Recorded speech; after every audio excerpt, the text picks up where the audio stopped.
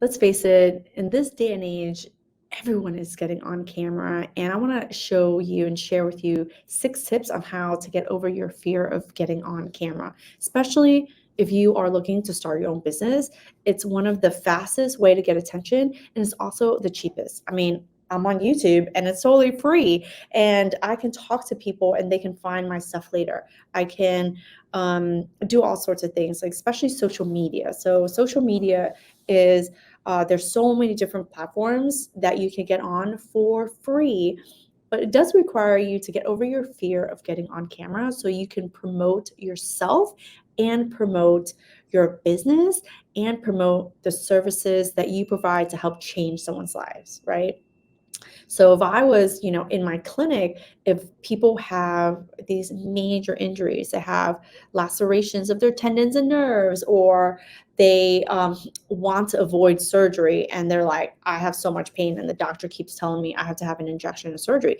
If I didn't get on camera and share some of my perspective or tell them like, hey, my name is Huang, I'm an occupational therapist and certified hand therapist, and I can help you with those things. No, no one will get the help, right? If I wasn't willing to get over my fear of getting on camera to talk to therapists, to talk to occupational therapists, I wouldn't be able to help OTs advance in their career. I wouldn't be able to help OTs get jobs, become certified hand therapists, and I wouldn't be able to help you start your business, grow your business as an occupational therapist. We all want more choices in our career, and I think that when you start your own business, that is one way of having more and more choices. And it provides the flexibility that you've been looking for. It provides the financial freedoms that you want. Yeah, there's a lot of great things about being in business as an occupational therapist. But one of the things I think it's so important as OTs, and anyone actually who wants to start in their business, is actually to get over your fear of getting on camera. Again, it's because it's free. You don't have to hire any videographer. Um, just takes being brave, right? So one of the things um, I wrote down a bunch of, I wrote down 6 tips, but I think as I was thinking this through, one of the major things to get over your fear of getting on camera is to stop thinking about yourself. You're thinking about yourself, you're thinking about how people will perceive you, you're thinking about how you don't want to look stupid or you don't want to look a certain way. I know this because I always try to get my team members to get on camera, and these are their worries and these are their concerns. I've talked to other business owners and these are their worries and these are their concerns. But when you turn the camera on, don't think about yourself. I know it's actually really hard to not think about yourself because we're so ego driven, right? Like the ego protects us. And so it's hard to not think about ourselves and say, oh, like I'm going to say something and people are going to think I'm stupid. I'm going to say something and they're going to tell me I say or I curse too much. Well, no, I'm kidding. I'm kidding. But you want to think about the person that you specifically want to talk to, right? Specifically want to talk to. So when I'm doing this, I'm actually thinking of 2 people who told me specifically healthcare. They're actually not even OTs. One is a physician and one is a speech therapist. But I told them these exact things and I wanted to share it with you. All right, because they are afraid to get on camera and to share their perspective and really to promote their business and what they want to do with their business. So, number one, I actually wrote this and then I went back to looking to see like what order and I want. So, all right. So, number one is you want to create your social media accounts for your business and don't ask your friends to follow you.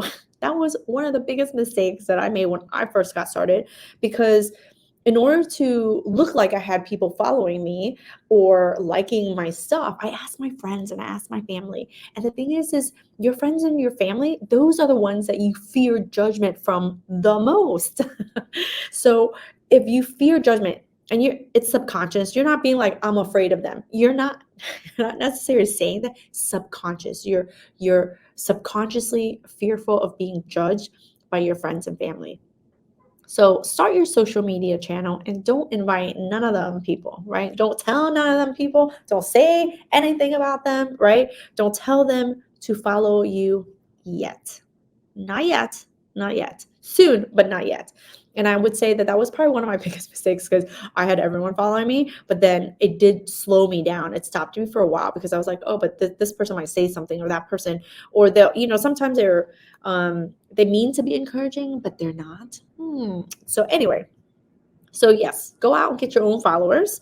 But your fear of judgment, it's the thing that's going to slow you down. So acknowledge it for what it is and then get over it fast so that you can go out and attract more and more people to your business, to watching what you have to offer. All right.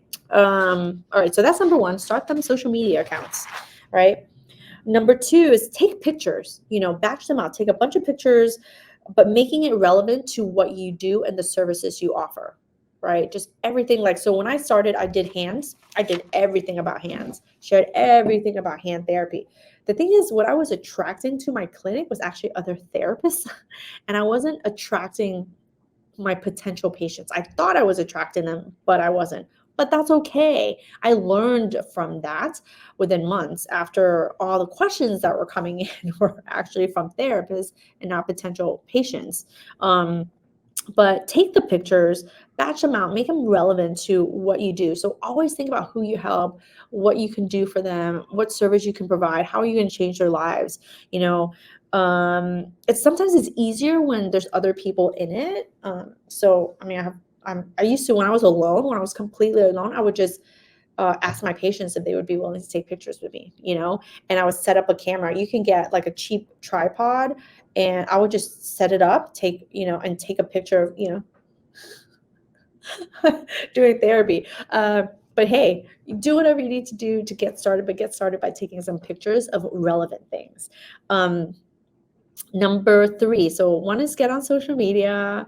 Number two is take them pictures. And then number three is that's what we got to celebrate. Number three is using Instagram stories or Facebook stories. Like, so whichever one you like, stories actually go away within 24 hours, right? Stories disappear. So I actually love using Instagram a lot. And so if you follow me here on YouTube, you can check me out Instagram, Hand Therapy Secrets on Instagram. And my clinic channel is Hands OTS. So it's hands-on therapy services, but the handle on Instagram is Hands OTS. But I share stories on there, and it helps me to get my ideas out, and they disappear in 24 hours. If I like them, I keep them. And if I don't like them, they disappear. Like, how good is that? So you can start practicing to get your kind of like your voice and how you speak, get that practice while nobody's watching, right? Remember, don't go telling your friends and family about it, and then they won't watch you, and then you won't get so self-conscious. At first, nobody's going to watch it. But what a great time to practice and to learn, right? Who cares about those views and likes? Just get out there, and then you can watch them and see, how you did. And every day you do a story. Every day you do a few stories. Now I think Instagram does stories for like a minute long. So you can talk for like a whole minute. It used to be 15 seconds. So it's even better now. So that leads me to number 4, which is to write out that one topic you want to share, right? Just write out that one topic you want to share. So if you're going for a minute, you're going to talk about one thing, right? Oh gosh, I have such a hard time with this because I have so much to say apparently. But let's say I'm talking about a stiff joint. I'm going to talk about how to reduce edema. I'm only going to talk about edema. If I want to talk about, man, that stiff joint, it's really stiff. One of the best ways to work it is to work into extension. And I'm going to share one simple technique of how to get more extension, right? And then that's it. Only extension. So you get that practice in there, and before you know it, you're going to be a pro. Before you know, you're going to be a pro. They say it takes 21 days to build a habit, but it takes like 20 hours of doing something to be an expert. So if you can make yourself get on an Instagram story for 21 days, you're going to build that habit, you're going to build that muscle, and you're going to get more comfortable with it. And then before you know it, you out here doing all sorts of stuff, promoting your business and getting everyone watching your stuff. It's that easy. It really is. It's that easy. So write it out, write the topic out. And then number 5, limit your time. Limit your time to speaking. So boundaries can really help that. Like in stories only go for 1 minute. So that limits your time. When I first started doing Facebook Lives, I was trying to limit myself to 5 minutes. So if you're going on Instagram Live or Facebook Live, there's so many ways to do it. You can even do TikTok Lives, but I think you have to have so many followers for that, because I was trying to do TikTok Live and I couldn't figure it out. But hey, I'm on TikTok as well, but I'm not as good with TikTok. And we're working on creating different content for TikTok. So, but yeah, just limit your time so you can feel comfortable what you're talking about and not go on forever like sometimes I do. But limit your time. You can do 5 minutes, 3 minutes, 1 minute, whichever one you need. If you need more time, then you do more time. I try to limit my podcast to like 15 to 20 minutes. So that's my time, because I'm doing long form content versus really short form content. There's completely 2 different things. But regardless, number 6 is batch out your pictures or videos, so that while you're doing it, you get used to it, right? So this is exactly what I do when I do videos. I batch them out. So I write up all my topics and then I sit at one time and I just batch them out. Because once I do one video, I'm already comfortable. My voice is like used to it. I loosen up and I can talk forever. So I try to batch out as many videos as I can at one given time, so that I get comfortable in my speaking and in my sharing, and then I don't have a problem sharing, and I don't have a problem speaking, and I get used to being on camera. So if you're just getting started, it's a really great way to get comfortable and get used to it and get over your fear of being on camera. All right. So let's go over it again. Start your social media accounts and don't ask your friends and family to join.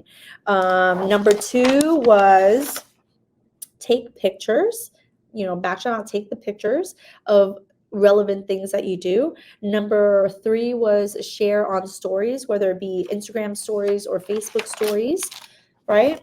That was number 3. Number 4 was write down your topic that you want to share about, so that you have a few notes. I mean, you see, I'm doing it right now. I'm like literally doing what I am sharing with you. So for real, it works. And then number 5, limit your time, because boundaries around it can help. You can start with 5 minutes and then work your way down to 1. You can start with 10 minutes and work your way down to 1. And then number 6, batch out those videos. Batch out those videos, because now you're so used to talking and sharing that it just gets easier and easier as you do it, right? And all that falls under, like, in order to get over your fear of getting on camera, think about the one person you can help. Don't think about yourself. So when I do this, I think of one person I could help, and it's somebody who is afraid to get on camera. I'm thinking about that one therapist who tells me she wants to start her business, but she feels like, she can't get on camera. Or, I talk to a physical therapist that I'm working with that is like, I don't know, I've done it before, but I can't stay consistent. I was like, it's because deep down there's a fear of you sharing. So, in order for us to get over our fear of getting on camera, you have to think about that person you're trying to help, and it gets easier. So he got on camera, put it out, and he had like over 100 views, people calling his office saying, hey, I'm a golfer, I need golf help. And it's like, you just have to get on camera, right? And you have to think about the other person on the other side of the camera. This video was made for you if you're fearful and you wanted to find like tips to get over your fear of getting on camera. Even if you didn't know you needed this video and you found me somehow or another, I hope this video helps you. So if you like more videos like this, you're an occupational therapist and you want to start your business, grow your business, then join my email list. It's the link below. I only send little tips and shares on business. I don't share therapy advice on there. So if you're interested in growing your business as an occupational therapist, the OT Business Corner is the link you want to get on.